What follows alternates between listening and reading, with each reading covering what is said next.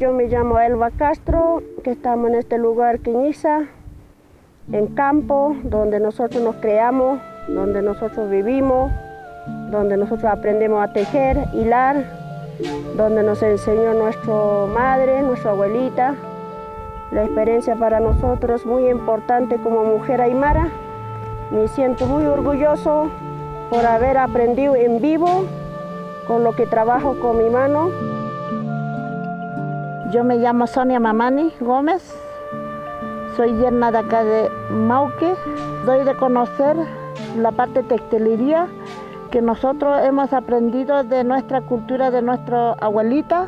Después viene nuestra madre nos enseña a nosotros y nosotros enseñamos a nuestros hijos. Y aquí en este lugar, que es tan hermoso este campo, se aprende a tejer, hilar, mismir y pastear nuestros llamitos, pastear nuestros corderos, alpacos. Es muy hermoso este lugar.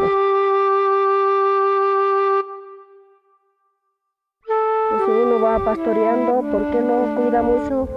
Por los zorros, por los cóndores, porque cuando pare, de repente no le miramos, el cóndor entra, lo tira su tripa de atrás y lo matan. Entonces por eso nosotros tenemos que estar quemando fuego, quemando la yareta, para que en las noches los leones que no lleguen los animales, donde tiene que dormir, o tiene que dormir en el corral. Y si duerme en el corral en la mañana, tú tienes que levantarte como a las 4 de la mañana a cocinarte, porque principalmente mi padre me decía ya cuando la hora ya como las 3 de la mañana ya empieza a decir ya a levantarse, a cocinar o a hacer sopa, porque antes no se conocía pan. El pan era el tostado. Para tomar era harina de quinoa. Y eso el charque, eso el papa, eso era de nosotros fiambre, el tostado, el trigo. Entonces, ¿qué teníamos que hacer? Levantar temprano, hacer una sopa de quinoa y hacer tostados para ir llevarnos fiambre. Entonces, ¿para qué nos sirve llenar el fiambre? El taleja. Tú puedes llenar tepito, te puedes llenar azuquita para hacerte un uipo, como juguito. Y el otro es tostado con charque o mucuna con pito, también te hacen mucuna. Eso era antes lo que nosotros comíamos antes. Esta pusca, cuando se está enredado el cordón, antiguamente tenía que hilar, para que se desenrede, porque está enredado de esta forma. Y para desenreda al revés. Teníamos que como hilar así. Y el otro es así, está enredado. Y por eso nuestra abuelita hilaba al lado de la guatita, para que se desenrede la guagua, para que nazca. Por eso es interesante esta pusca. Estoy bien amarradito y la guagua va creciendo derechito. No se mueve porque es como un globo la guagua donde crece. Entonces la guagua cuando empieza a mover, cuando tiene 5 o 6 meses empieza a mover, a jugar. Entonces mientras está amarradito tieso, la guagua mueve ahí nomás, no se da vuelta. Entonces por eso nosotros ocupamos esto. Y mi mamá ocupaba esto. Por eso la gente antes cuidaba así y tenía su guagua, no había mucho cesárea. No había mucho que está la guagua la cabeza para abajo, para arriba, no sé. Y después se trancan aquí, qué sé yo. Pero antes no, pues se cuidaban harto de ese y tomando hartas hierbas y harto de frío.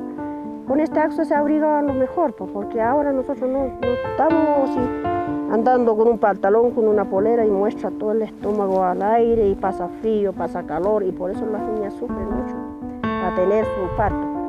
Antes no, pues las mamás le cuidaban harto y se cargaba la guagua bien tiesito y vamos. Y uno viene bien abrigadito. Y el viento tampoco tiene que tomar viento, no tiene que ver el sol. Todo eso aquí en el campo porque hay mucho aire. De 6 meses de a poquito va saliendo al viento, al sol. Pero ahora no, cuando nace apenas al otro día, la semana, no sé, saldrá 2 días, 3 días, ya está mirando la guagua y sus ojitos son débiles. Y por eso ese conocimiento que hay en este lugar, que nosotros nos ha culcado nuestra madre y de nuestra abuelita ha venido que crear, que nosotros antes era de axo. la yigia nunca se terminaba porque la yigia siempre teníamos que tejer grande y para poder cargar su mantilla. Antes no había pañal, no había nada, solamente su pañito nomás. De estos mismos axos se cortaba, de estos mismos axos se cortaba y con esto mismo se envolvía. Para todo eso, caminando todos estos campos, se meaban la guagua.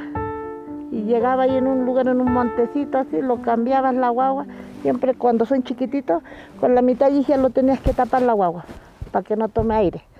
Solamente su piecito nomás, el pataleo, y ahí apuradito lo cambiabas, lo leabas y el paño mojado en la cabecera de la guagua, o si no tiene que estar para aquí en el seno. Y así siguen caminando las mamitas.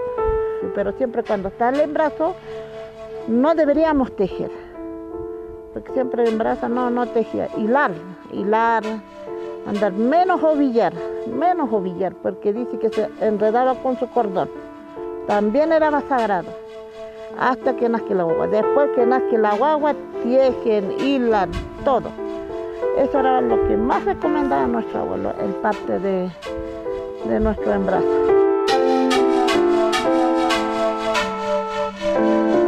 Pero gracias a Dios, y sigo, y me visto convivo que yo sigo trabajando, y hasta que tengo que seguir hasta el último enseñando a muchos que vienen por atrás. Quiero demostrar para que ellos sigan cómo es el trabajo de una mujer aymara. Bueno, yo me siento muy orgullosa porque uno se siente contento. Todos estos colores que tenemos son a través de nuestra naturaleza, que también en parte del tiempo la lluvia, hasta el arcoíris, todas esas cositas, los colores simbolizan nuestro territorio, nuestro arcoíris. Y lo sentimos contentos como mujer aymara porque eso es lo más importante de nosotros. Y yo a veces llego a pensar que nuestra juventud llegarían a perder toda esta cultura. Yo sé que se va a perder de aquí al tiempo, se va a perder porque se está perdiendo mucho. Y algunos de la juventud van a recuperar, pero son muy poquitos, muchos, algunos no. Es muy triste. Yo los converso a mis hijas así. Yo hoy día te dejo poncho, yigia, axo, todo para ustedes, frazada. Pero mañana, pasado, me valorarán estas cosas que uno hace con mucho esfuerzo para que ustedes sobreviven con todas estas cosas, artesanía, nuestra textilería o nuestros ganados. Quieran ser ustedes. Y claro, muchos algunos les gustan, lo van a valorar, muchos algunos no les gusta, están por allá, botados no sé dónde irá. Los da mucha pena como mamá, nos da mucha pena porque así nos cuesta tejer. Y ojalá Dios sea grande que mis hijos lo valoren todas estas cosas, porque es muy importante de perder nuestra enseñanza de nuestra cultura, porque nuestros padres, nuestras madres nos crió con todo esto. Y nosotros abrimos el ojo, nacimos con todo esto. Es muy importante.